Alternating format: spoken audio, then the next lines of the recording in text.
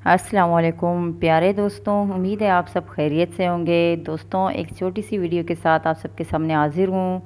Video اچھی لگے تو میرے چینل کو سبسکرائب ضرور کریں۔ مرد کا درجہ عورت سے زیادہ کیوں؟ دل کے تاروں کو چھیڑتی ایک خوبصورت تحریر۔ حج میں نام نکلا تھا، فلائٹ بھی پہلی تھی، قاریاں سے بہاولپور کی پوسٹنگ ہوئی تھی۔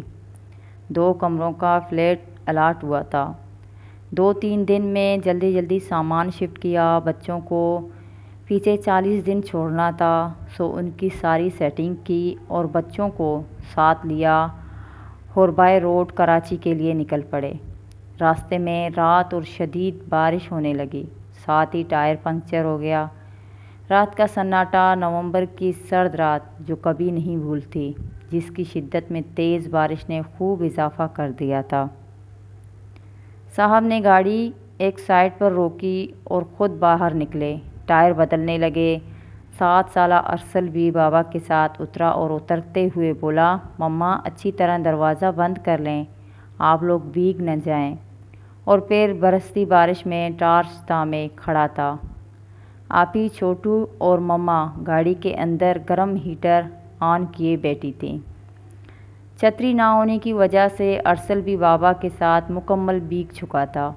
ہم دھندلائے شیشوں سے ان دونوں کو سردی میں بھیگتا دیکھ رہے تھے اور ساتھ دعاؤں میں مصروف تھے۔ آپی جو حفظ کے دوران جب بھی مردوں کے ایک درجہ آگے ہونے والی آیت پر پڑھتی تو سوال کیا کرتی، مما یہ کیا بات، اللہ نے ہمارا درجہ کم کیوں رکھا؟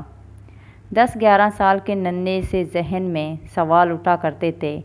مما کئی مثالوں سے سمجھاتی مگر ننھا ذہن اٹکا ہوا تھا۔ اس وقت بھائی کو بھیگتے دیکھ کر بولی، مما اسے ٹھنڈ لگ جائے گی نا؟ مما بولی، وہ جو آپ پوچھا کرتی ہیں نا کہ مما مردوں کو اللہ نے ایک درجہ کیوں زیادہ دیا ہے اور ہمیں کیوں ایک درجہ کم دیا ہے؟ کیا عورت کمتر ہے؟ تو دیکھو یہ ایک درجہ زیادہ ہی ہے جو ایک 7 سالہ بھائی بھی باہر برستی بارش میں تمہیں اندر بٹھا کر گیا کہ کہیں تمہیں سردی نہ لگ جائے، کہیں تم نہ بھیگ جاؤ۔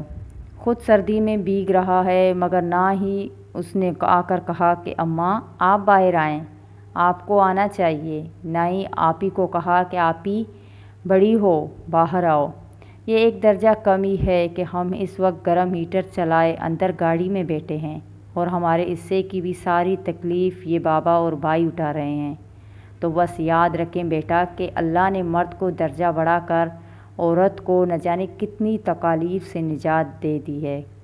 جب تک عورت اس ایک درجہ کو خوشی سے قبول کرتی رہے گی، وہ ایسے ہی مرد کو اپنے سامنے باپ، بھائی، شوہر اور بیٹی کی صورت میں ڈھال بنا ہوا پائے گی۔